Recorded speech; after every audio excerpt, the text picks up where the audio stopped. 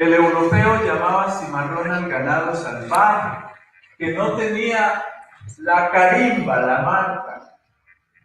Cuando los ancestros llegaron aquí secuestrados, ellos llegaron luchando por su libertad, ejerciendo su humanidad. Y se iban a los montes armados y fundaban los poblados llamados palenques. Y ahí demostraban su humanidad, rebeldizados, resistiendo, luchando, prefiriendo morir en las montañas a vivir esclavizados en las haciendas y en las minas. El español llamó cimarrones a esas personas rebeldizadas, porque los consideraba ganado huido, ganado salvaje, ganado sin la carimba, aquí, en el hombro o en una nalga. La marca al rojo vivo era el símbolo de mi propiedad, mi negro,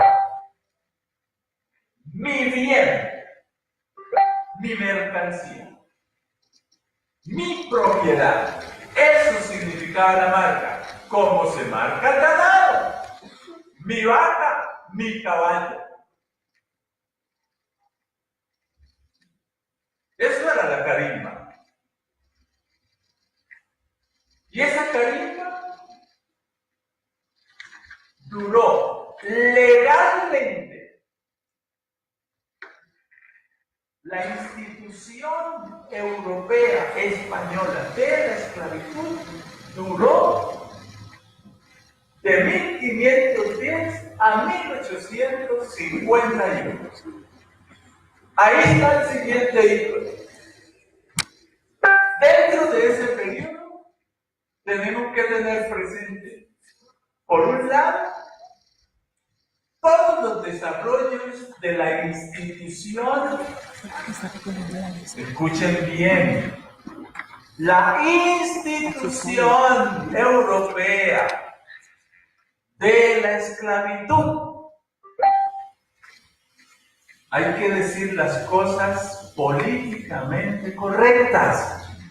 No podemos seguir utilizando los conceptos que generó el colonialismo y sus intelectuales.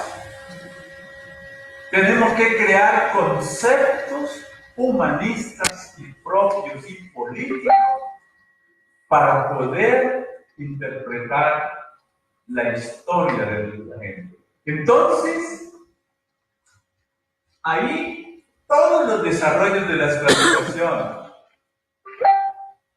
lo que significaron esos trabajos forzados, toda la construcción, la productividad, toda la riqueza que significó el sujeto esclavo, la persona africana esclavizada.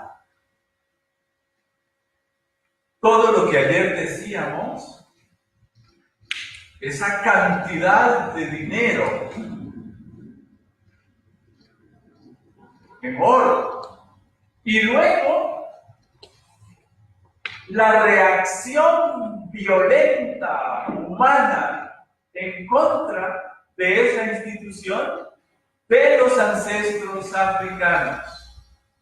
Todo ese desarrollo, esa lucha, esa guerra constante del cimarronaje.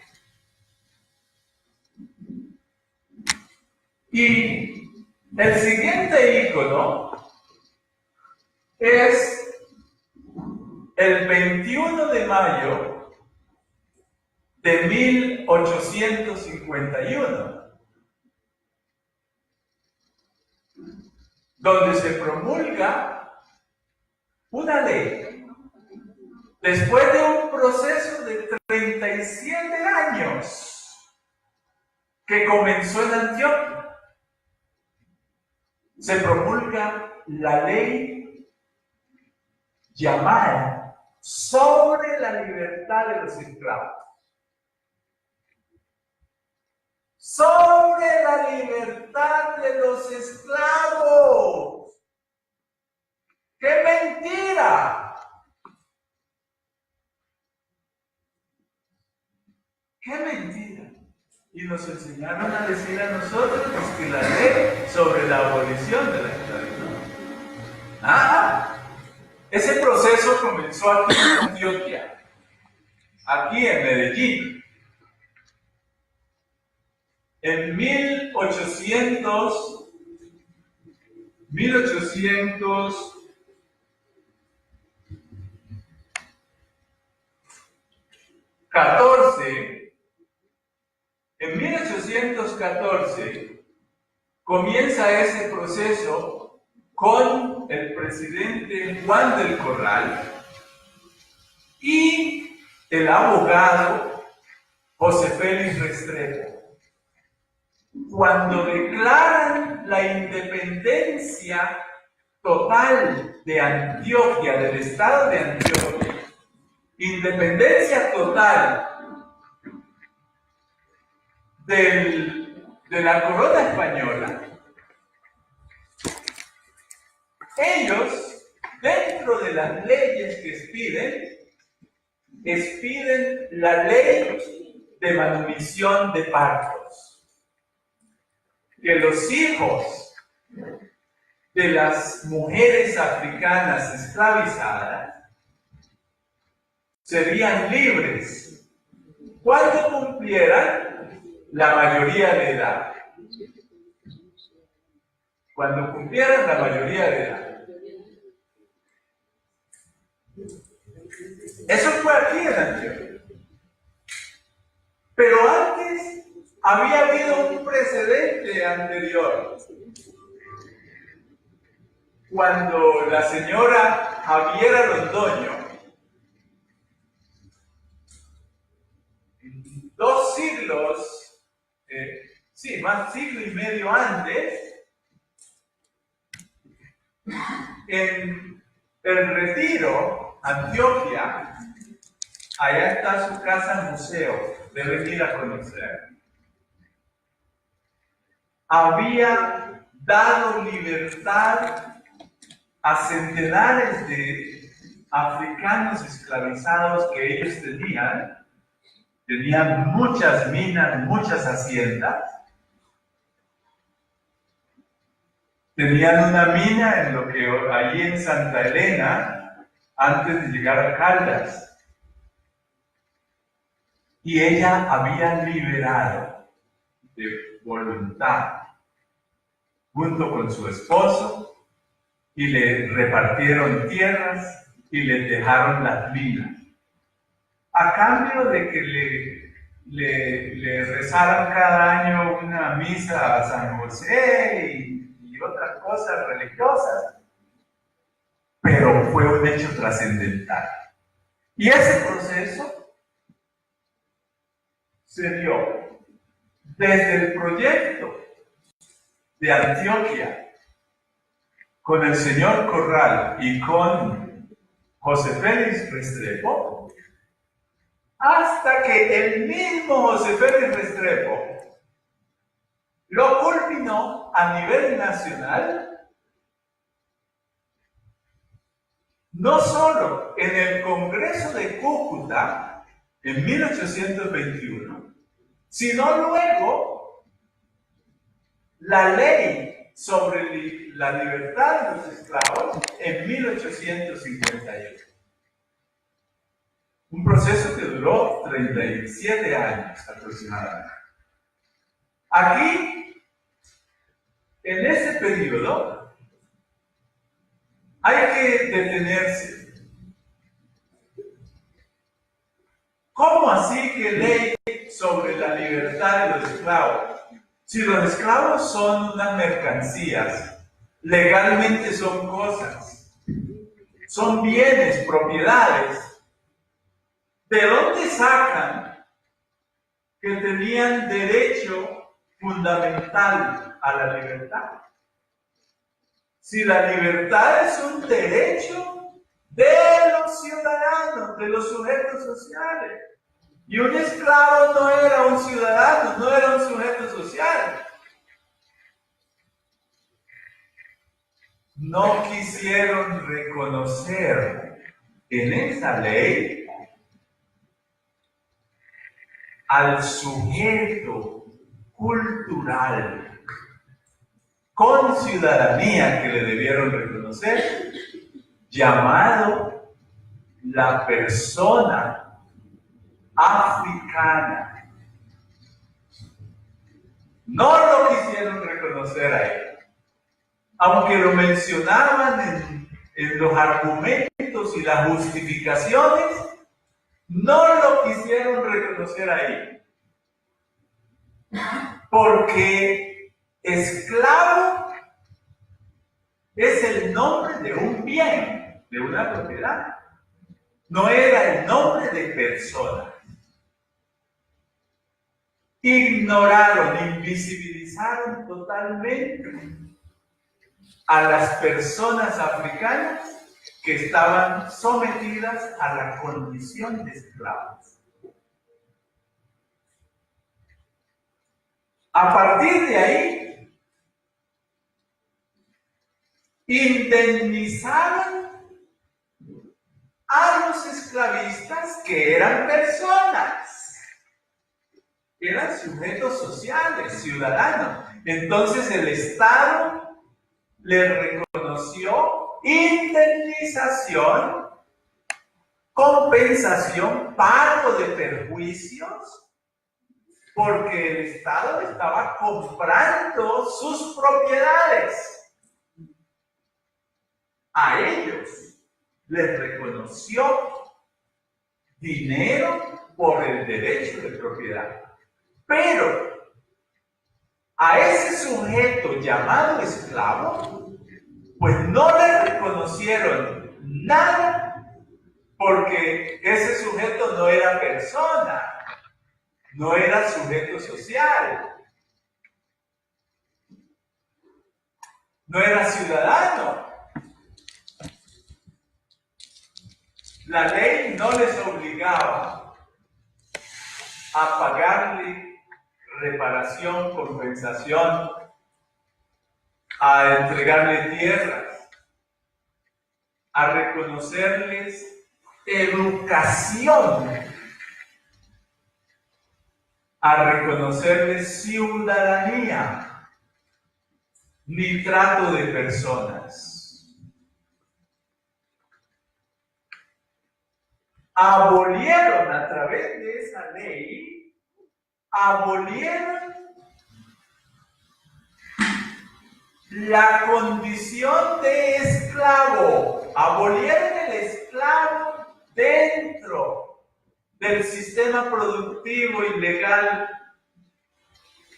de Colombia. Pero no eliminaron el negro.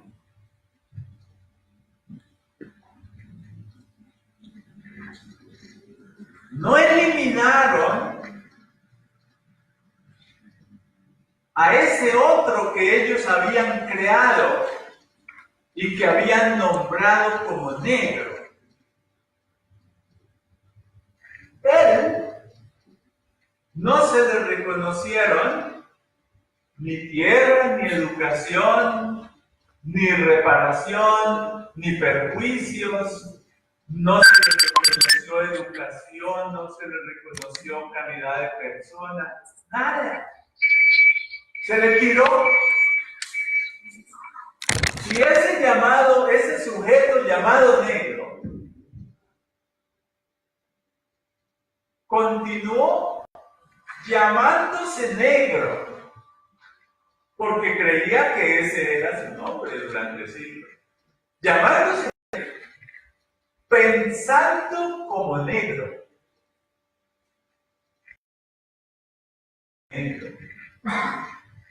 Trabajando como negro. Viviendo como negro. Hasta hoy. y reclamándose negro. Cuando se le dice, usted es una persona y usted no cayó por obra y gracia del Espíritu Santo a América, él reclama, no, yo soy negro, ¿no ve? Porque no tiene la conciencia sobre nuestra afrocolombianidad, no conoce su historia. Él cree que es el invento del europeo. Y aquí debemos tener en cuenta que de esa ley surgieron unas consecuencias dentro de la sociedad colombiana y surgieron unos derechos colectivos de esos sujetos inventados por el español como negros, las personas africanas descendientes. Ahí todavía ni siquiera éramos colombianos, porque ninguna ley nos reconoció como africanos en Colombia o afrodescendientes. Todas las leyes nos ignoraron totalmente. Éramos los hombres y mujeres invisibles, a pesar de que estábamos visibles en todos los lugares y esferas de la sociedad. Esas consecuencias fueron la pobreza crítica, la marginalidad social, el atraso educativo,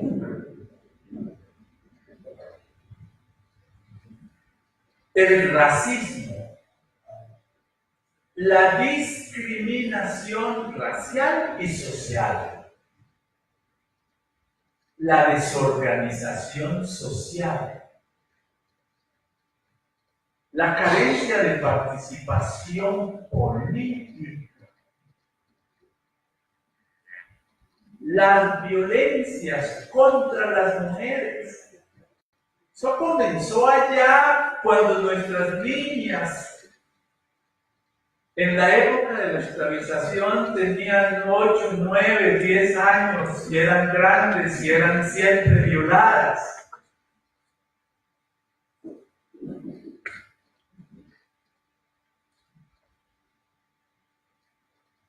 La exclusión e invisibilidad de la identidad cultural afrocolombiana. Bueno, la carencia de un enfoque diferencial étnico afrocolombiano. Todo eso surgió allá. Y otros, como consecuencias que siguen vivas en la sociedad colombiana y siguen reproduciendo la condición de negros. Injusticia inconmensurable que no se puede medir, desigualdad integral. Bueno, que uno lo resumiría hoy en una frasecita que la gente cuando se enoja con uno, la población española descendiente y mestiza de piel blanca, cuando se enoja con uno le dice, negro tenían que ser. Ella cree que se lo dice por la piel, no. Es la condición de negro del pasado. Y aquí surgen también los derechos colectivos o étnicos del pueblo afrocolombiano. Esos derechos que tampoco nuestro pueblo conoce y que se han legitimado a través de leyes como la Constitución política y las leyes reglamentarias que tienen mandatos diferenciales a favor de la población afrocolombiana como grupo étnico y que hacemos incidencia todos los días para que se implementen en las políticas públicas, como está pasando ahorita con el plan de desarrollo. Y aquí entonces comienza el siguiente periodo. Entre 1851 y 1991, por primera vez en la historia política y del derecho de Colombia, una constitución, una ley, la ley de leyes, reconoce la presencia de las poblaciones africanas descendientes de los ancestros esclavizados en Colombia, con un concepto equivocado: comunidades negras.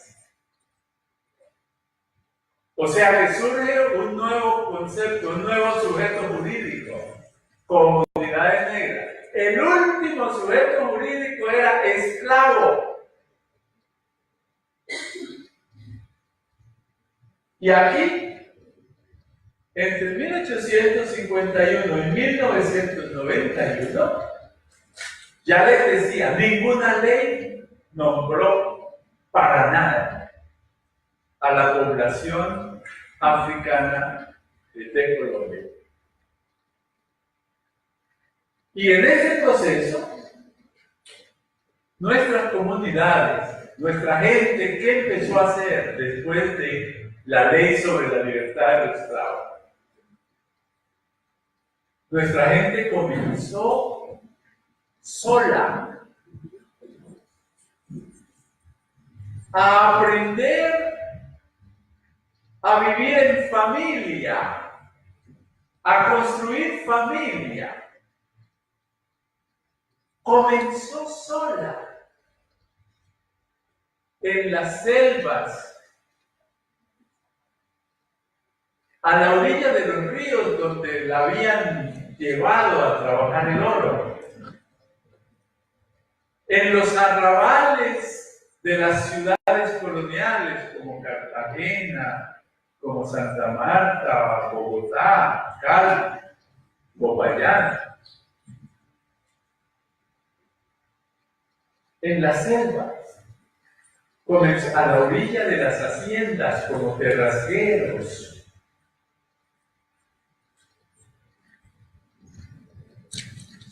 Comenzaron a construir, a aprender a hacer familia, porque en la esclavización no era posible hacer familia.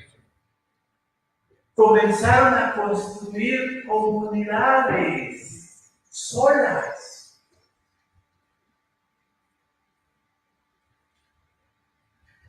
Y en buena parte del país, especialmente en el Pacífico y en Antioquia,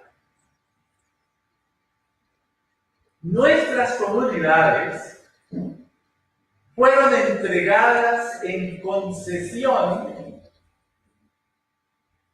dentro de las concesiones mineras con que el Estado colombiano y la élite española dominante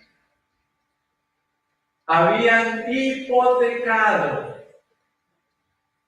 los recursos mineros del país a cambio de plata para sufragar las guerras de independencia. Le habían hipotecado, entregado esas minas, los territorios, con nuestra gente ahí como fuerza de trabajo,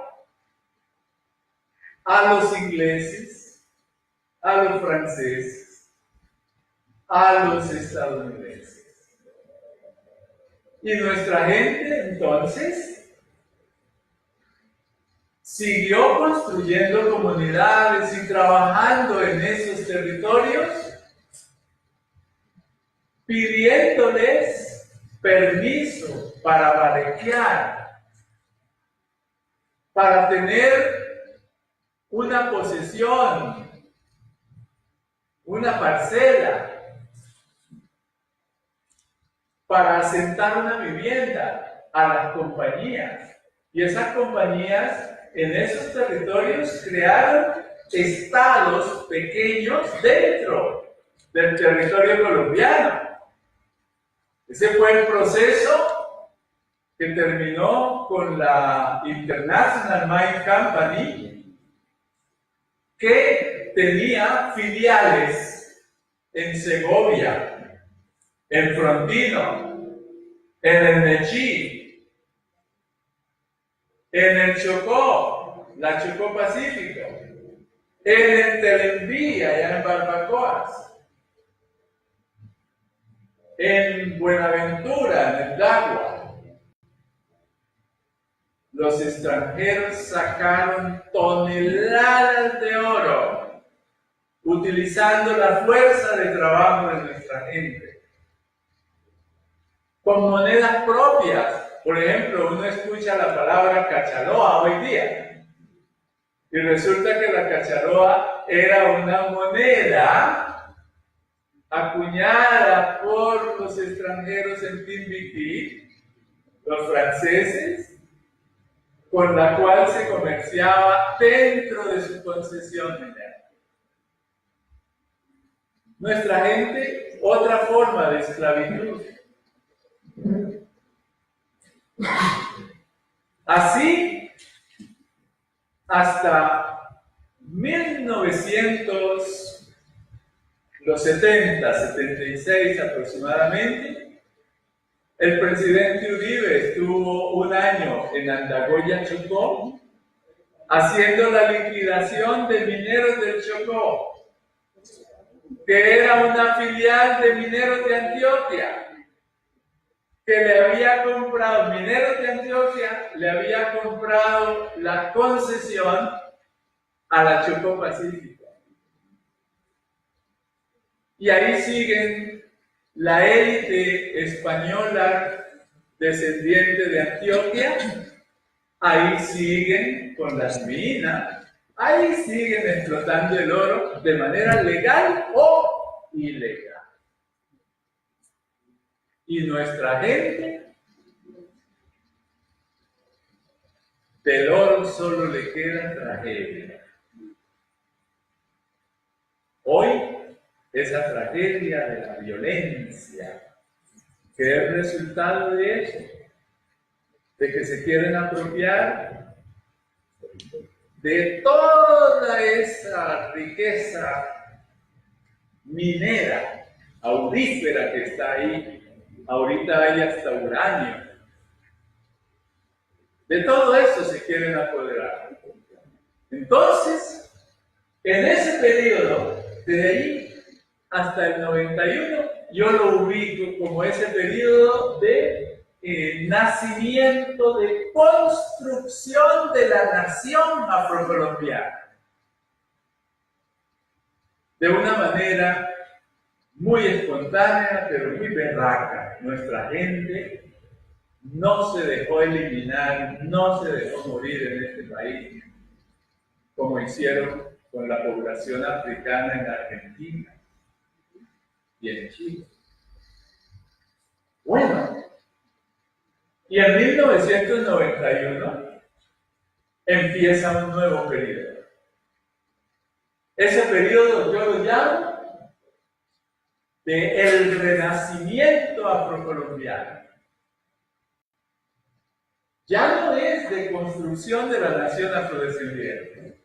Ya somos conscientes de manera responsable que nosotros somos un pueblo que se tiene que determinar dentro de la nación y la sociedad colombiana, que tiene que desarrollar un proyecto de vida y un proyecto político consciente y responsable, partiendo de la organización social fuerte, de la organización política y de la educación con calidad e identidad que se llama etnoeducación.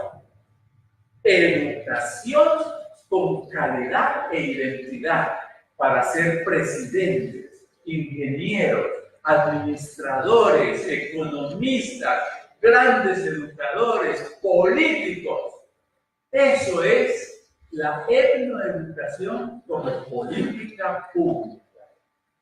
Educación con calidad e identidad. No es el fomento de prácticas culturales locales de las comunidades dentro de la educación. Eso no nos sirve. Eso hay que mantenerlo en el fomento de la cultura y la identidad a nivel local, departamental, nacional, pero en el campo de la educación necesitamos la etnoeducación como política pública que nos empodera con programas de calidad, con servicios de calidad y con identidad cultural afrocolombiana.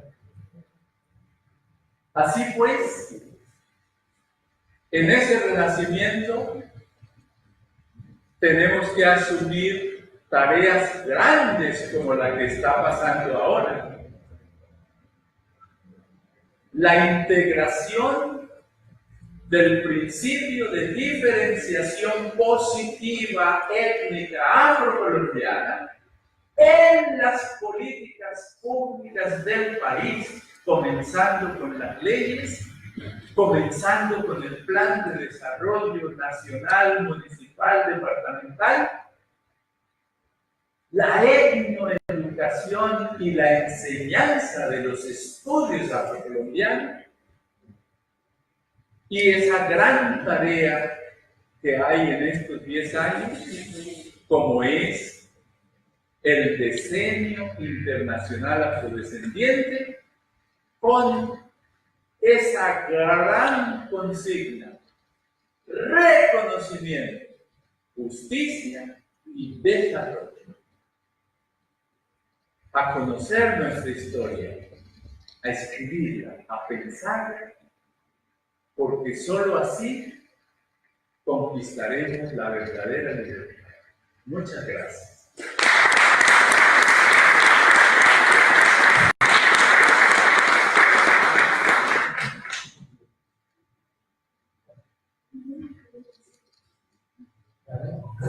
Agradeciéndole mucho al doctor por su brillante exposición sobre la historia del negro en Jamaica. Vamos a iniciar la conversación con él, las preguntas. Nos quedan muchas inquietudes.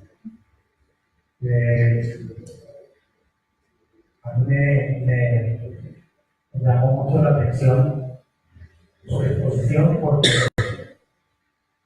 es como preguntarnos: ¿y hoy cómo estamos? ¿Hoy hemos avanzado o estamos todavía en la colonia, en la esclavización, o estamos alienados? A mí me llama mucho la atención que nosotros los negros, por lo menos los negros chocuanos, somos justamente liberales y conservadores. Y yo me pregunto, ¿por qué somos liberales y somos conservadores? ¿Y por qué nos matamos entre nosotros por esos dos colores? ¿Por qué no hay en la educación de nuestra gente un principio de desalienación de la mente. ¿Por qué no hay un nuevo pensamiento crítico en la educación de nosotros? ¿Por qué no hemos avanzado? ¿Por qué no pensamos de otro modo? Otra educación es posible, otra sociedad es posible, pero nosotros creemos que no hay salvación por fuera de lo que nos enseñaron los europeos, por fuera de lo que nos consideraban los europeos como el eslabón entre el mono y el hombre. Ese eslabón que fue lo planteado Antonio, el eslabón entre el mono y el hombre, así nos consideran ellos. O sea, nosotros no hemos tenido todavía la categoría de humano, somos humanoides. Bueno, no me voy a explicar el doctor de todas sus luces, vamos a empezar las intervenciones, las preguntas. 1, 2, 3.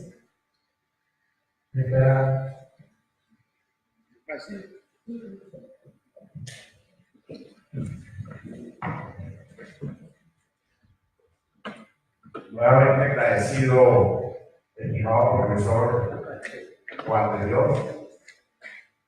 Y ayer estuvimos aquí interactuando y de verdad quedamos muy fortalecidos. Lucas, aquí para los que no me conocen, yo soy privado. Profe, en el día de ayer estaba pendiente de que se hiciera una precisión histórica, casualmente recordando que estamos hablando de la trata transatlántica y en el caso de Sudamérica, incluyendo Centroamérica, el papel importante de región en Haití, la primera república en el contexto, pues, lo afro, pero también esa relación con los movimientos independentistas que lideraba Bolívar y otra cantidad de hermanos y hermanas. Como hay un debate sobre si efectivamente la postura de Bolívar puede apoyar o no la abolición de la esclavitud, que sea un acuerdo con Peñón. Recordemos eso, Peñón apoyó militarmente, económicamente, con barcos, con hombres, a los independentistas venezolanos, colombianos, y el compromiso era que los que estaban en la lucha por la independencia de estos países liberaran a nuestra gente esclavizada. Ha quedado internacionalmente en nuestra mente, en muchas mentes, que Bolívar no tuvo la intención de cumplir esa palabra. Él generó varios decretos de abolición de la esclavitud inicialmente para aquellos que se explotaban. Recordando que Gómez, que era de la línea española, tenía esa estrategia de reclutar a los afrodescendientes y ese reclutamiento que él hacía permitía que derrotaran nuestras fuerzas patriotas. Pero cuando nuestra gente patriota vio esa debilidad, ellos corrigieron el error. Lo que quiero rápidamente preguntar, o mejor insistir, es para que se pueda precisar sobre la propuesta que hizo Bolívar de liberación de los esclavizados en el Congreso de la Postura. Eso no tuvo, él la propuso para cumplir la palabra a Peñón, pero hasta donde tengo entendido, aquellos no estaban interesados en continuar el proceso de negocio que sabemos ya de la mercancía esclavizada. Ok, el doctor me pide, por favor, que les informe que las preguntas las hagamos todas de una vez, les va tomando nota y las va a responder de acuerdo a su orden, y que además seamos más concretos con la pregunta, porque él está muy cansado y no va a debatir, sino que va a responder brevemente. Que se acerquen a este micrófono, por favor. ¿El segundo? ¿Cuál es? ¿El segundo?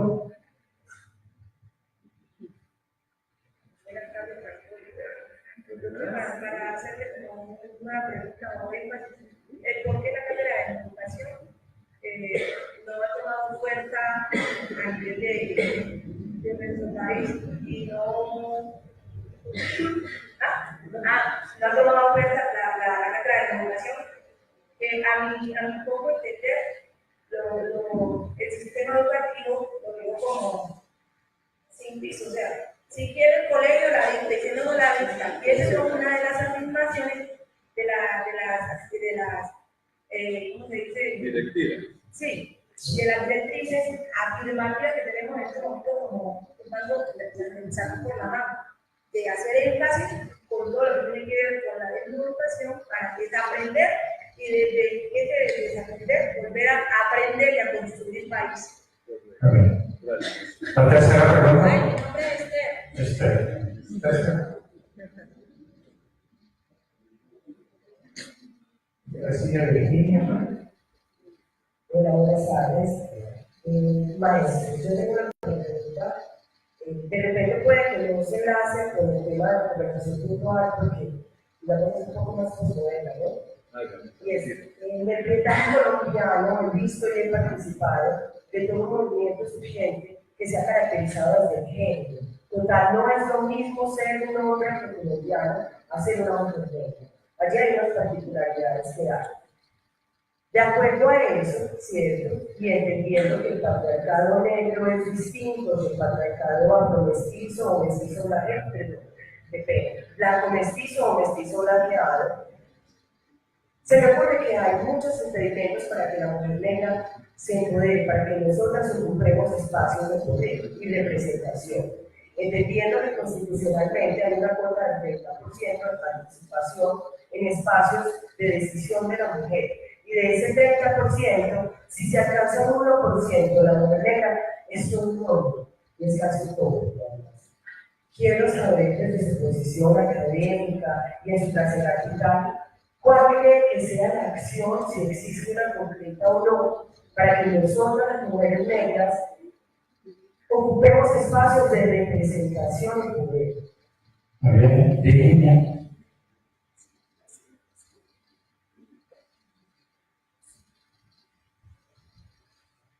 Buenas tardes.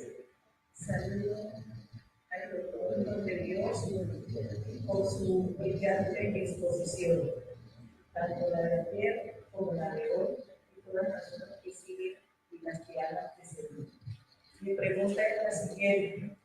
En su exposición dijo que Javiera le había dejado ver como una tierra a los afrodescendientes en el retiro. Entonces quiero saber qué pasó con esas tierras, quién las tiene y dónde está esa población. Y la segunda, respetuosamente, el objetivo de hacer la ley 70 solamente para los partidos. ¿Por qué? ¿Qué pasa con los de la ciudad? ¿Qué está pasando con las organizaciones? Muchas gracias. Así que cuarta,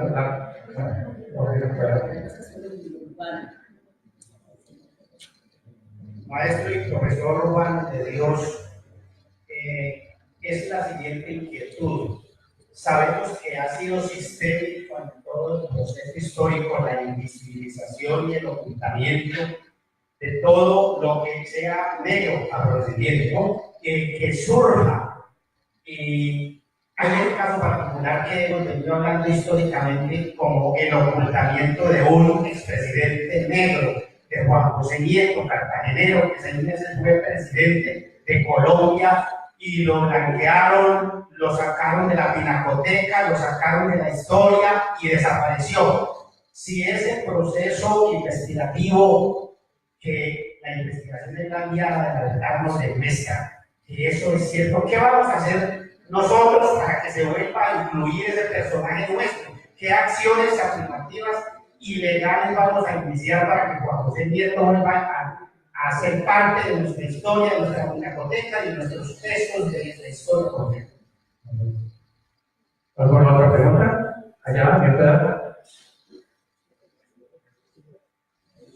Última pregunta. Vamos cerrando ya.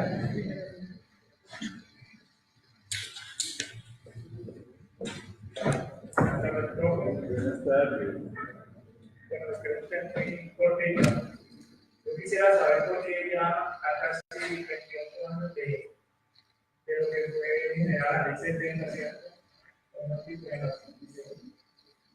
Yo quisiera saber por qué no se apoya consolidar un partido político, por cierto, que luche contra la necropolítica que efectivamente se implementa aquí en Colombia, ¿cierto? ¿Cuáles han sido las dificultades por las cuales no se apoya? Bueno, muchas gracias, doctor Fray, por responderle cada una de sus preguntas. Muchas gracias a todos. Muchas gracias por las preguntas, muy interesantes. Sobre Bolívar y el proceso de la abolición de la institución española de la esclavitud. Efectivamente, cuando Bolívar se apoya en Haití, y Peñón y los demás libertadores que estaban con Peñón, los haitianos apoyan la guerra de independencia con hombres, con armas, con dinero. Ahí es cuando envían la famosa Legión Francesa, que a nosotros nos enseñaron y uno creía, yo creía, que eran franceses de Francia que habían venido a luchar acá a Colombia. Y resulta que no. La Legión Francesa eran hombres haitianos, afrodescendientes de piel negra, soldados, que fueron enviados por Peñón a apoyar el ejército patriota, con barcos, con armas y con toda la berraquera. ¿Y por qué le pusieron las élites Legión Francesa? Porque hablaban francés.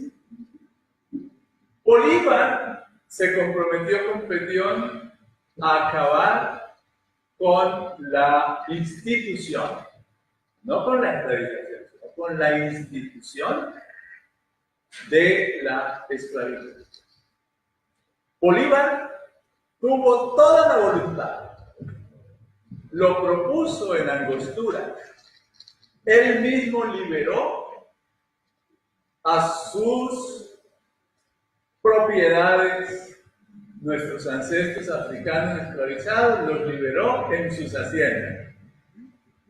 Pero como el poder era más allá de Bolívar, el Congreso, los congresos, el de Cúcuta, el Congreso de Angostura y todo el aparato político que estaba conformado por los esclavizadores, no aceptaron. Lo que aceptaron fue lo que propuso el doctor José Félix Restrepo de la ley de parto.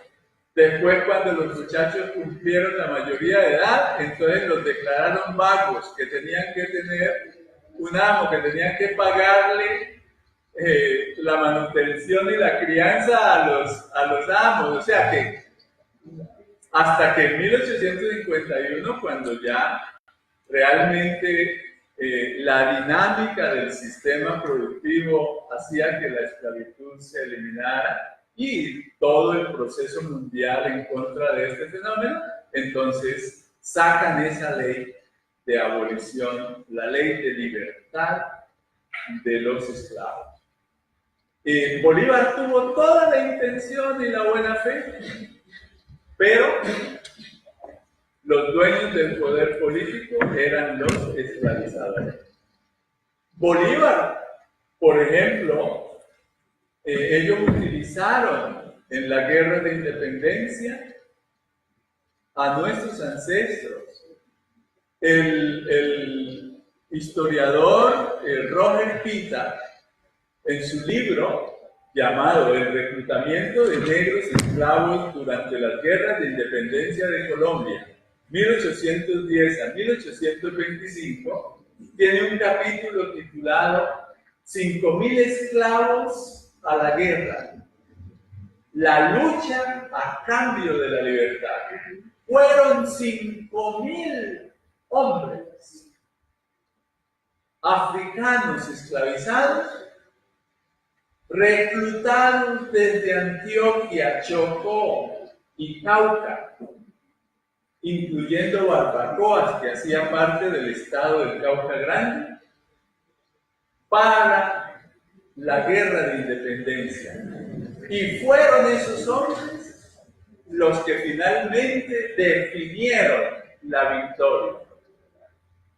Y ahí surgieron personajes como José Prudencio Padilla, el almirante, el segundo hombre más importante en las guerras de independencia después de Bolívar, Juan José Rondón, el coronel Ramón Donato Pérez, Páez en los Llanos y en Venezuela, todos ellos afrodescendientes y muchos más. ¿Por qué la cátedra de educación no se está implementando en el país? Primero, no existe la cátedra de educación. Eso fue un error en que hizo caer Fernando desde la gerencia de negritudes a los maestros de Antioquia. No existe la cátedra de educación. La etnoeducación no es un área fundamental dentro del sistema educativo del plan de estudios. No es un área como las sociales, las humanidades, etc. No es un área. La etnoeducación no es la asignatura de los estudios afrocolombianos, la cátedra de los estudios afrocolombianos. La etnoeducación no se puede confundir con el fomento de prácticas culturales de una comunidad locales en la educación. No. La etnoeducación es una política pública educativa para implementar un servicio educativo con calidad y con identidad, que empodere, que genere liderazgo a la población afrocolombiana históricamente atrasada, ignorada, excluida de una educación en este país desde la esclavización, que era prohibido enseñarle a leer y escribir a un africano esclavizado, y nuestra gente se comió el cuento de que la educación era cosa de los españoles, era perder tiempo, hasta hoy. Hoy nuestros muchachos quieren vivir con buenos tenis, ropa de marca, bailando sabroso, buenas muchachas, sin estudiar. Entonces, la educación no la podemos nosotros hacerle el favor al gobierno, que la conciba puede que sigamos bailando, que hagamos esto, que comida, que cabello, que esto. No, eso no es. Eso es para la parte del fomento de la cultura. En la educación es servicio educativo con calidad e identidad. Es un sistema educativo fuerte en nuestro municipio que nos garantice ese derecho. Y no se ha podido implementar lo que es la llamada Cátedra de Estudios Afrocolombianos. El concepto cátedra es un concepto equivocado para este caso. Pues como los legisladores de Colombia, ellos En las leyes meten los conceptos apresuradamente, entonces le pusieron cátedra, confundiendo cátedra con asignatura. Lo que hay que implementar es una asignatura de los estudios afrocolombianos en todas las instituciones del país. Esa asignatura es de obligatorio cumplimiento, lo dice la ley. ¿Qué ha pasado? Primero, se ha hecho creer que esa asignatura es el fomento de patrimonio cultural inmaterial, o sea, de prácticas culturales. Entonces los maestros no la respetan, no ven eso trascendental. Segundo, el Ministerio de Educación y las Secretarías de Educación no han diseñado, no han formulado unos planes para la implementación de la etnoeducación afrocolombiana y no han implementado unos planes para la implementación de la enseñanza de la cátedra o la asignatura de los estudios afrocolombianos. A esa asignatura hay que asignarle un docente, unos docentes comprometidos en el tema de ciencias sociales o de otra área, pero que ese maestro quiera aprender enseñando también tema hasta que las universidades propongan licenciaturas en estudios afrocolombianos, licenciaturas en ciencias sociales o humanidades con énfasis en estudios afrocolombianos o posgrados en estudios afrocolombianos. Mientras tanto, el maestro que tenga compromiso y quiera desarrollar esos estudios a través de una asignatura con un currículo que se establece a partir de analizar los temas y problemas de los estudios afrocolombianos, de nuestra afrocolombianidad, y llevarlos a la enseñanza. Entonces, no ha habido voluntad política para formular esos planes y los maestros han estado confundidos, creyendo que la etnoeducación es bailar, es gastronomía, es los cabellos, es esto. Sí. Bueno, ¿cuál es la acción para que las mujeres afrocolombianas asuman espacios de poder y representación? Aquí, esa es una pregunta general para la población afro y debemos responder que nuestros pueblos nunca han participado colectivamente como pueblo dentro de la política nacional. Desde 1936, cuando se estableció el ejercicio del voto para los hombres exclusivamente mayores de edad, sin limitaciones académicas o de bienes o de plata, los bisnietos de los esclavizados, llamados peones, comenzaron a votar por los bisnietos de los esclavizadores, de los amos. Con su voto, apalancando a sus opresores. Y en esa circunstancia, ellos siguen arriba, se representan ellos, y nuestras comunidades siguen abajo, invisibilizados, sin representación y discriminados. Necesitamos hoy, lo estábamos hablando al mediodía en otra reunión, primero, organización social y política fuerte y nacional. Nacional. Dos, una sólida conciencia de la identidad cultural y política afrocolombiana. Pensamiento, programas de reivindicaciones, Al mediodía estaba socializando un pliego nacional de peticiones que le vamos a radicar al gobierno nacional para movilizarnos alrededor de ese pliego y fortalecer la organización. Y necesitamos crear un partido político.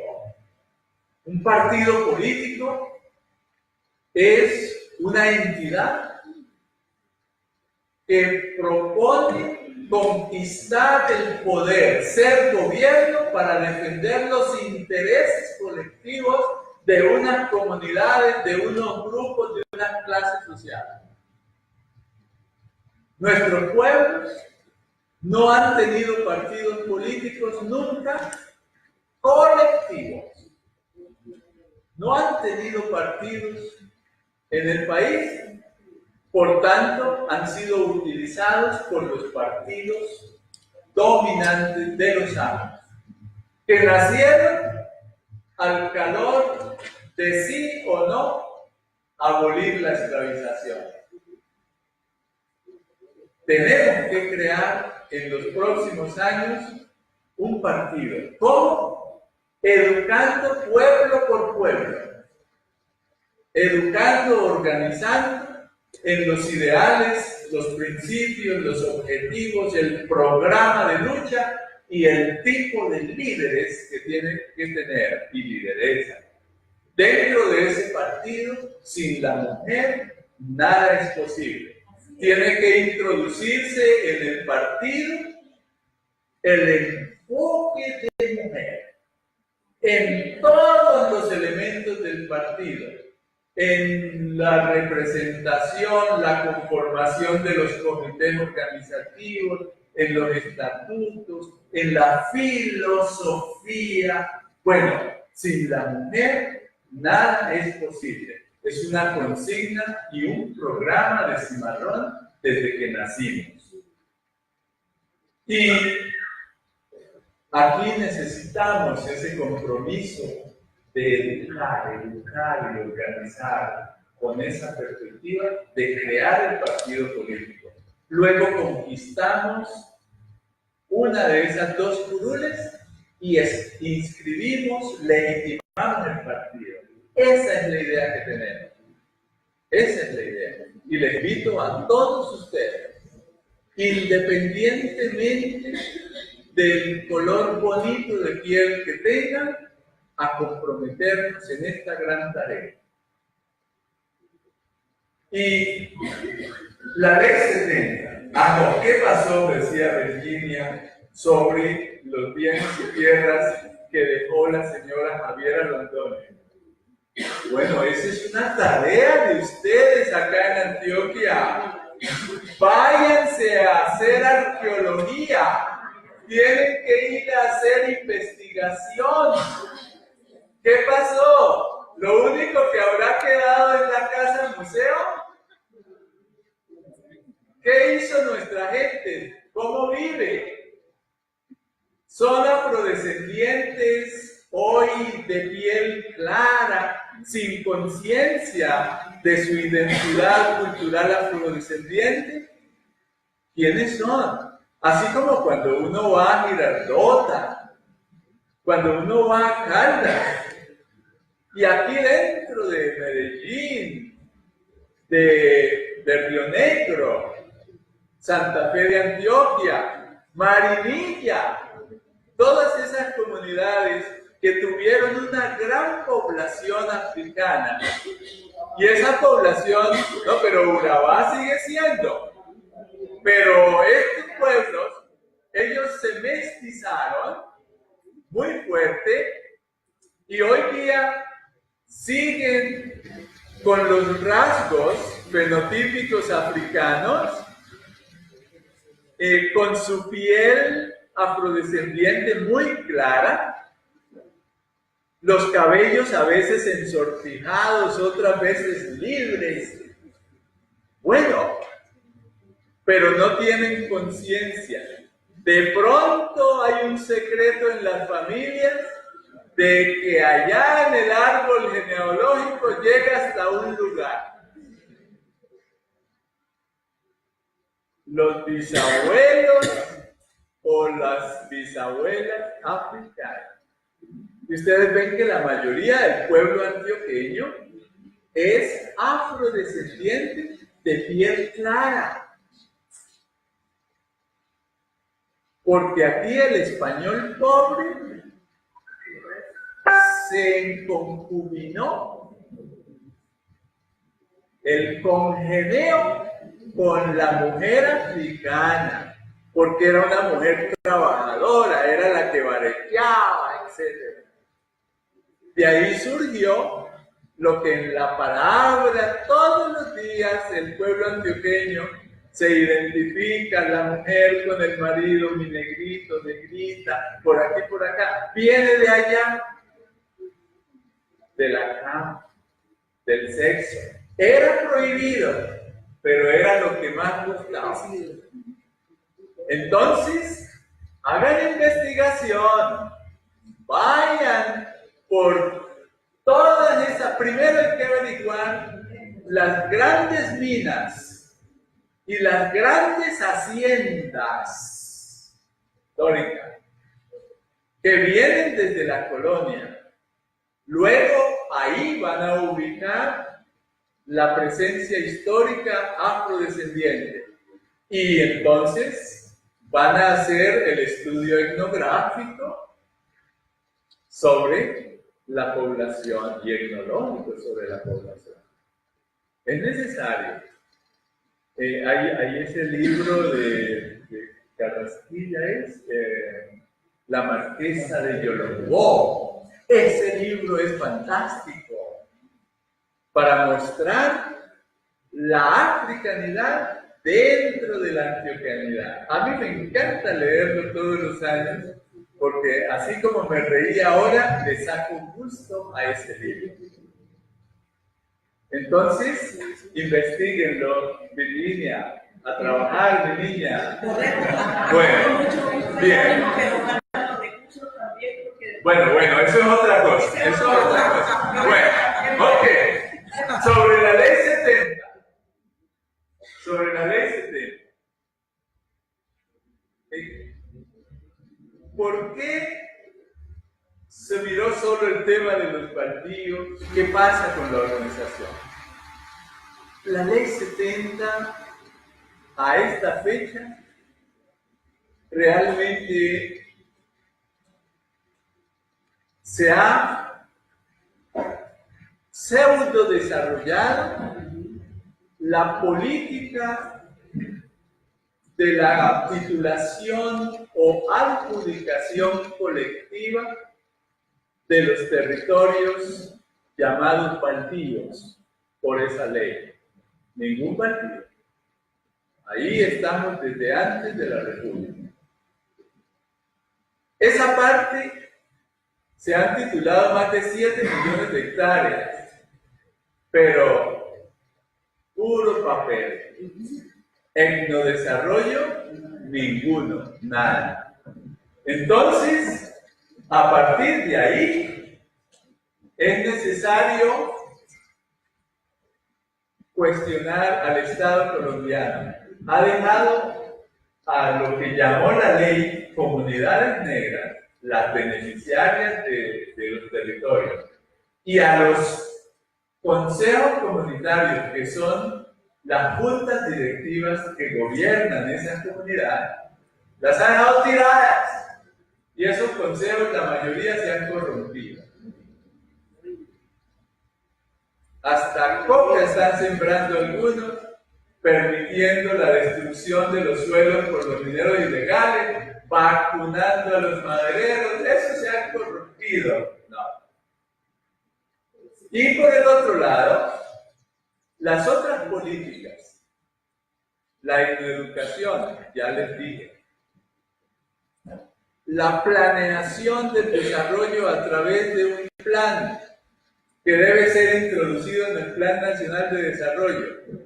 Bueno, vamos a ver si en este que acaban de aprobar ayer, si nos incluyeron lo que estábamos reclamando. Todavía no lo he podido leer. El 300, imagínate, me parece eso un chorrero de necesidad. Sí, y Por el otro lado, la institucionalización del enfoque diferencial. Miren, aquí en Medellín existe un programa, no hay una secretaría. Positivo, la gerencia a nivel departamental afrodescendiente, le cambiaron muy bien ese nombre de negritud. La gerencia departamental, eso fue muy bien. Pero hay que, en el país, pocas alcaldías, pocos departamentos han creado instituciones para atender la política pública y no tienen tampoco una política pública que salga de su plan de desarrollo para atender los derechos de la población afro. Entonces, siguen, veremos la ley 70. Y a nivel de la organización afrocolombiana, aquí está nuestro gran pecado. No tenemos una organización nacional poderosa, con filiales en los departamentos también poderosa y en los municipios, que sea capaz de incidir en las políticas públicas, de construir el proyecto político y sea capaz de convocar la movilización nacional de nuestras comunidades. Nosotros podemos paralizar los puertos de Colombia, en el Caribe, en el Pacífico. Nosotros podemos paralizar las carreteras de Colombia porque vivimos en las márgenes de esas carreteras, en todo el país. Todos los cinturones viales estamos. Si nos da la gana, podemos paralizar los parques de Colombia, pero estamos desorganizados, cada uno por su lado, con una mentira, confundiendo persona jurídica con organización. Y no, tiene una persona jurídica sin organización. Cada uno por su lado. Y nos corrompieron los gobiernos, dejando en el presupuesto de que 20 millones, 40 millones para los negros.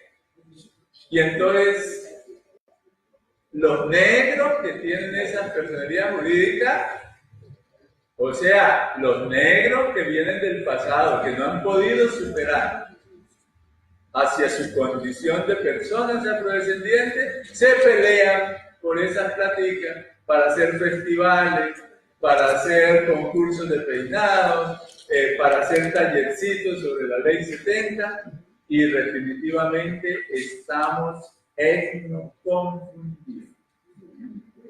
El otro aspecto, el ocultamiento de Juan José Nieto, pues simplemente es una práctica racista más de las élites españolas colombianas. Estas élites nos han ignorado dentro de su proyecto de nación y de Estado y de sociedad. Ahorita es que empezamos a reclamar, a ver, estamos aquí. Entonces, no solo Juan José Nieto, lo ignoraron a todos. Miren esos asesinatos. El de el almirante Padilla, el de Rondón, el del coronel Juan José Nieto y de otros. Todos los grandes militares patriotas afrodescendientes fueron asesinados porque no podían quedar personas de piel negra ni ex esclavizados dentro de la élite de este país.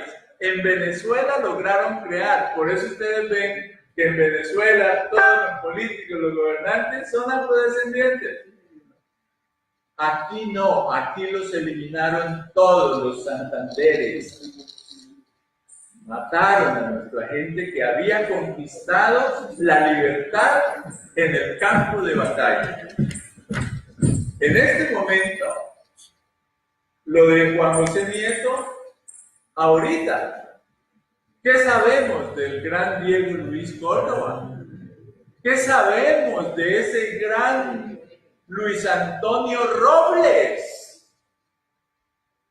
El primero en todo, el primer político, el primer estudiante, el primer abogado, el primer congresista, y que eso luchó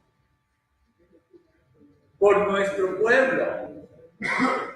¿Qué sabemos nosotros de Natanael Díaz? Nada. Se van invisibilizando en la historia nacional. ¿Qué debemos hacer? Tenemos que rescatar la condición humana de los ancestros y a partir de ahí convertirlos en protagonistas de la vida de la sociedad colombiana y visibilizarlos en la historia, en la educación y en la política. Eso es lo que tenemos que hacer. Nosotros mismos tenemos que rescatar la condición humana, cultural y política de la población afrodescendiente. Y finalmente, ¿por qué no se ha creado el partido? Porque ustedes no han estado comprometidos en esa tarea. Es una pregunta que cada persona se tiene que preguntar. Y si hace la pregunta, dice, ¿qué tengo que hacer? Buscar a otros que tengan la misma idea y sumarme a las tareas de construcción del partido. A eso les invito. Muchas gracias.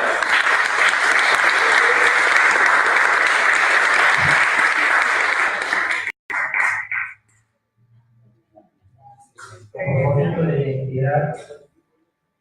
identidad, nuestro profesor recomendó el texto de Barrastilla a esa de John Gómez. Yo quiero también recomendar un texto de Fernando González. Los negroides.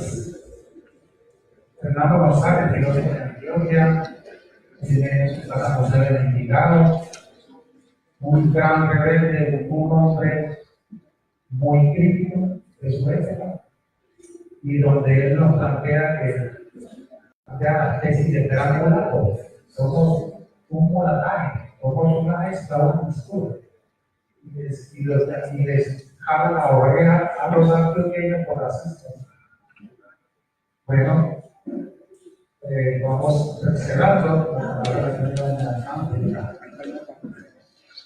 Bueno, decir que en este momento esta conferencia del maestro está siendo seguida por muchas personas a través de Facebook Live, y el maestro Jason Arcadio Meneses Copete, desde Francia, de la Universidad de Perpignan, él hace parte de nuestro colectivo ampliado de estudios afrodiaspóricos. El ejercicio que venimos haciendo de la construcción del programa de estudios afrodescendientes para la Universidad de Antioquia y en nuestro colectivo ampliado de estudios afrodiaspóricos, creemos, como lo estamos haciendo, que estos programas deben ser construidos también con la mirada de las organizaciones. La pregunta del maestro Jason tiene que ver con que el maestro Juan de Dios ahora decía que la universidad debe comprometerse con programas de pregrado y posgrado. Así nosotros lo estamos pensando, y es aprovechar la presencia suya acá para preguntarle un poco desde su movimiento Cimarrón como organización, cuáles son esos enfoques que usted cree que deberían tener estos programas y cómo puede ser esta vinculación, cuáles son esas líneas de trabajo que pueden establecerse en programas de pregrado y posgrado y que vinculen con las organizaciones, en su perspectiva pues como hombre de movimiento y hombre de la historia. Bueno, lo primero que hay que hacer es formular y diseñar lo más concertadamente posible el programa. Una gran reflexión y debate con la gente que puede aportar a nivel tanto de Antioquia como del país alrededor de lo que se quiere. Segundo, en ese proceso, hacer el estado del arte de programas similares en universidades como en Brasil, en Cuba, en los Estados Unidos, que ya tienen una larga tradición, con unos enfoques, con unas experiencias contextualizadas a su realidad. No es para copiar. Tercero, necesitamos introducir acá los estudios africanos y afrocolombianos. Cuando hablamos de afrocolombianos, hablamos de esas dos partes, África y Afrocolombia.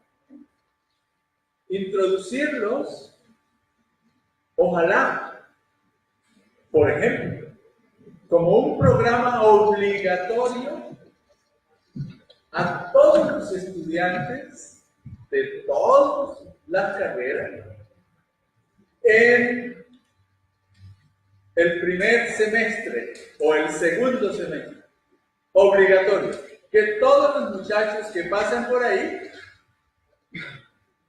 si hay un buen enfoque, una buena visión política, ideológica, los muchachos todos queden comprometidos con su afrocolombianidad, comprendiendo que no es un tema de color de piel, que no es una pelea de negro-blanco, sino una dimensión cultural, personal y colectiva de Antioquia y de la nación colombiana. No que quitarnos de la cabeza el fenómeno negro-blanco como sujetos, confundidos como sujetos culturales. Y introducir además la licenciatura de estudios afrocolombianos que provean docentes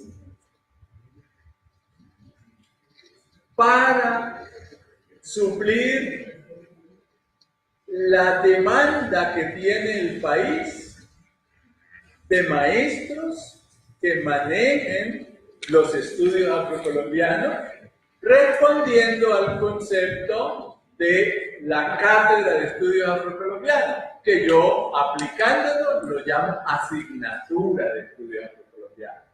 Entonces, ¿cómo los maestros van a manejar estos temas bien si no tienen formación, si las universidades no les ofrecen tampoco oportunidades de formación organizada? Entonces, crear la licenciatura de estudios afrocolombianos y crear la licenciatura, enriquecer la licenciatura en ciencias sociales o la de humanidades también, con un énfasis en estudios afrocolombianos. Porque el caso de las humanidades, el español, la literatura, la oraliteratura, todo esto tiene mucho que aportar el protagonismo afro. Entonces, en humanidades con énfasis, también ahí iría. Y las ciencias sociales con ese énfasis ya perfecto. Que es lo que yo terminé siendo.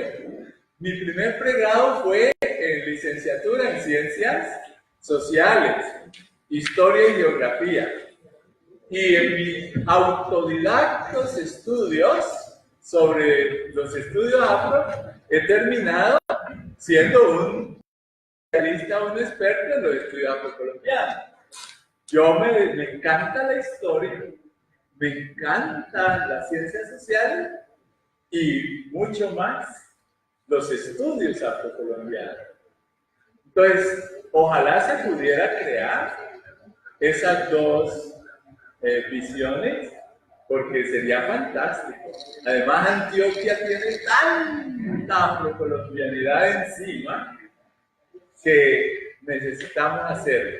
Y en posgrados, establecer los posgrados de especializaciones, maestrías, doctorados en estudios afrocolombianos, recordando siempre africanos y afrocolombianos, ¿no? Que eso tiene una diversidad, su temática. Entonces necesitamos formar expertos, especialistas. Yo lo he sido autodidacta, pero la academia tiene la rigurosidad del estudio concreto y entonces necesitamos muchos expertos a nivel de doctorados, a nivel de maestría, de especialización. Eso es académico del programa. La otra parte es lo que la universidad, fortalecer lo que la universidad viene haciendo. La introducción de programas que fortalecen las oportunidades para el acceso, permanencia y graduación de la juventud afrocolombiana. Es vital, la Universidad de Antioquia es una de las mejores universidades del mundo. Necesitamos que lleguen los estudiantes afros de todo ese Pacífico, de nuestro Caribe, de los valles del Cauca y del Magdalena, lleguen acá. Entonces, abrir las puertas de una manera generosa, tener acompañamiento y asesoría a los muchachos para que se nivelen y cojan confianza, porque sabemos que vienen en unas condiciones muy diferenciadas. Entonces, esa parte también es fundamental. Y la otra parte, la universidad, a través de la extensión, la educación a distancia, debe llegar a las comunidades, prestando la asesoría y la consultoría para el desarrollo institucional de los municipios, para el desarrollo de las universidades y los colegios de secundaria allá en los territorios. Bueno, la universidad puede fortalecer bastante el desarrollo de nuestras comunidades. Entonces puede hermanarse con la Universidad del Chocó, que no termina en aprender a ser una universidad de verdad, desde Chocó para el mundo, la Universidad en Buenaventura del Pacífico, que esa sí está en pañales, es un remedio de universidad. Y a través de la universidad a distancia, llevar programas a nuestras comunidades también. Y la asesoría a través de los programas que tiene la universidad en aplicación de sus ingenierías, de la economía, de la administración de empresas, asesorar a nuestros municipios y acompañarlos a ver si alguna vez asumen con seriedad el tema del ejercicio del gobierno, del poder y el ejercicio de políticas públicas de desarrollo humano para nuestras comunidades. Eso es lo que yo les propongo. Muy bien.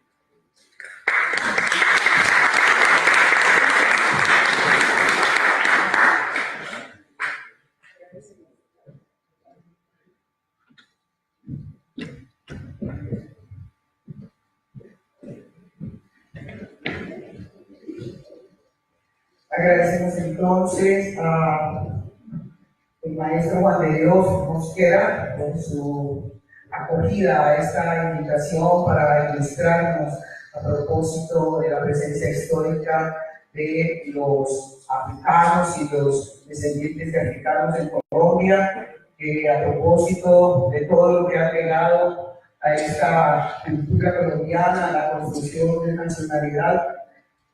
Por eso decimos bienvenido porque ahorita se va, pero esperamos que nos siga acompañando, esperamos que pueda estar en otros eventos con nosotros y como lo hemos hecho en la distancia, mediante internet, usted siempre está mandándonos sus documentos, nos está mandando los cursos, nos está mandando el pliego de peticiones y entonces esa conexión es la que hace que ahorita los sintamos hermanados. Con un aplauso al maestro, muchísimas gracias.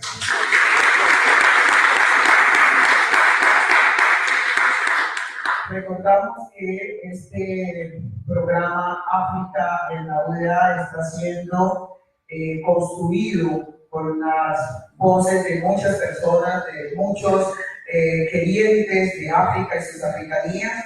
El 6 de mayo, en los bajos del bloque 9, el profesor Jael Calderón con sus estudiantes desde el curso de colonizaciones y descolonizaciones de África, de la licenciatura en Ciencias Sociales, se une a este gran efeméride con una apuesta que ellos han titulado Africaneando Legados de África en Colombia. Ellos van a hacer presentaciones de trabajos de final de curso en torno a la gastronomía, los peinados, el cine, los rituales fúnebres y las luchas cimarronas. Entonces estamos invitándolos a que el lunes a las 6 de la tarde en los bajos del bloque 9, de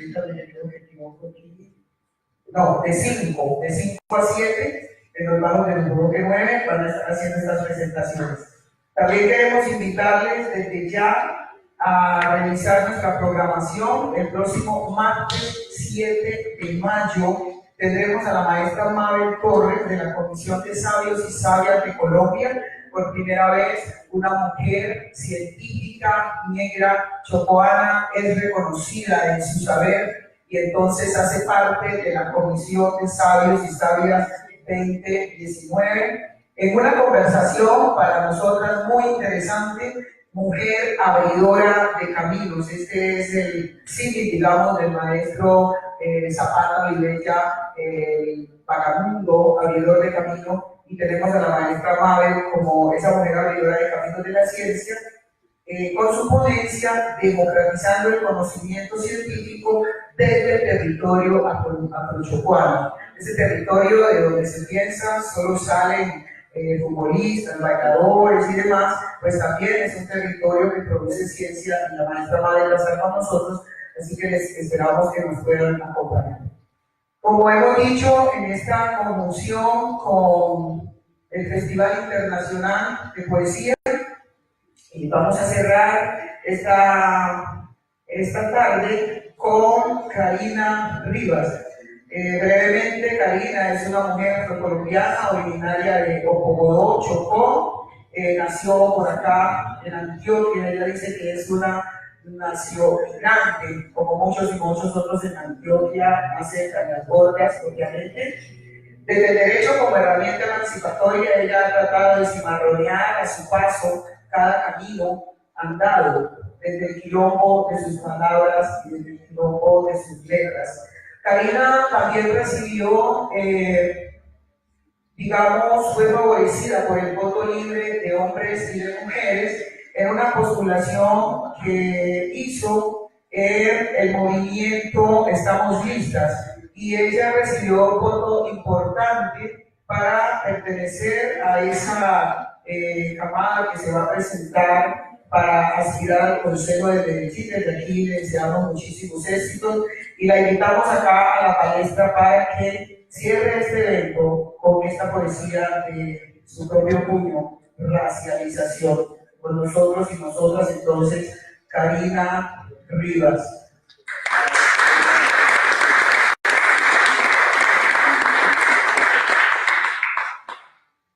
Bueno, buenas tardes a todas, buenas tardes a todos. Gracias por toda esta cátedra lúcida sobre lo que nos atraviesa como seres negros.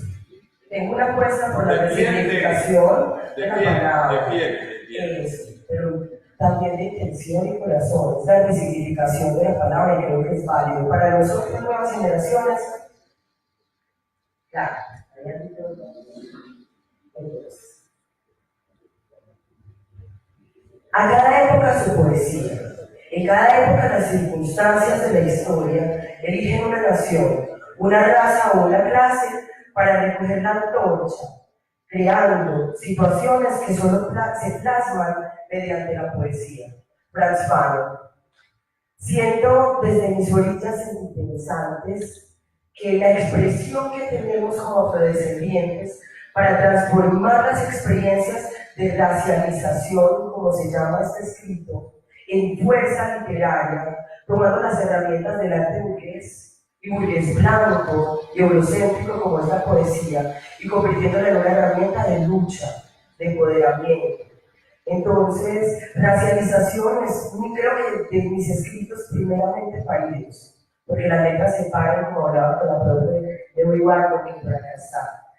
Y claro, en el 2012, en mi primer pregrado, me racializó un profesor de sociología. El hombre básicamente me dijo, porque no llevé los documentos, estos negros se hacen de coche. Me atravesó profundamente. Y me fui a mi casa como a esconderme un poco en mi territorio y a escribir. Entonces estas letras vírgenes que no han salido de la vida pública, que hoy nacen acá en este espacio, a mí me dijo, bueno, que apenas nacen en este espacio, quiero compartírselas con mucho respeto, haciendo esto, el quilombo de la academia, cimarroneando los espacios intelectuales de la institucionalización del conocimiento docente. Universidad de Antioquia.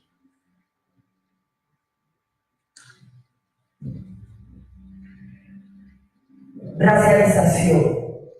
Fuimos reyes y reinas de nuestra tierra, hoy diáspora sin corona, esclavos en una mañana historia, siendo fuertes con inmensidad de gloria. Como ríos nos contaminaron, las mentes, las cuerpas desinformando. De todo lo bello que hemos hecho, excluidos de todo contexto, esta libertaria, Biblia y el Dios blanco que fundamenta su religión con el yugo opresor. Hicieron con nosotros lo del vetusto proverbio, divide y reinarás. Hasta el hecho de violentarnos con la deshumanización, la ignominia de la discriminación. Execrable en géneros en cualquier invención posmoderna y clase social. Pero igualdad es sinónimo de respeto e inferioridad. Si el respetarnos como unificación es la deconstrucción de toda obstrucción en pro de la vida, del territorio, de un pasado dominado por pseudohumanos guiados por ambición. Dinero, dinero. Démonos una especie de aplauso por la resistencia, la lucha de todos estos años y mantener la ilusión de despojo del alienante cuando vienen a hablar de inclusión. Esta es la coyuntura en la cual los liderazgos afro encuentran las necesidades creadas en sus territorios la solución. El empoderamiento es hora que empiece en la academia, se respire en las calles y se ejecute en cada pensamiento y decisión.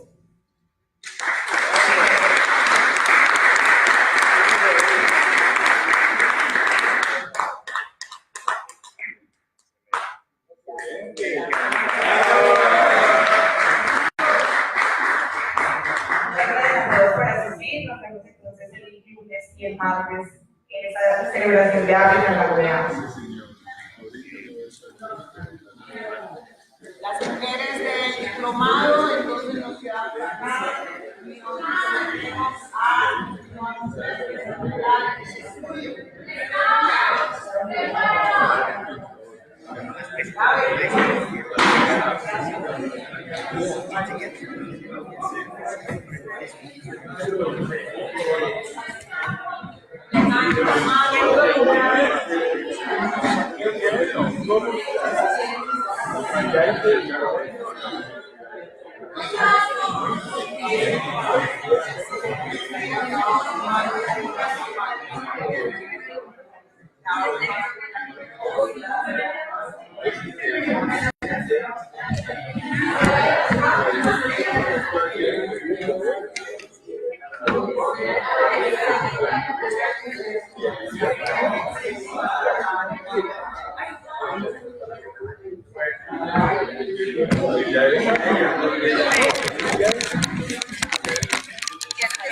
¿A qué profesores les podemos dar la programación por empresa para que lo, A toda esta gente que anda por aquí, pero para que lo peguen? finalizar video, ¿cómo quiere finalizar? Deme a mí, yo llevo para la Facultad de Salud Pública.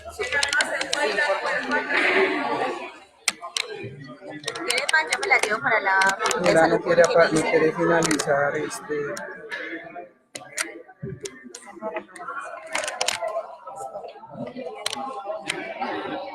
no quiere finalizar.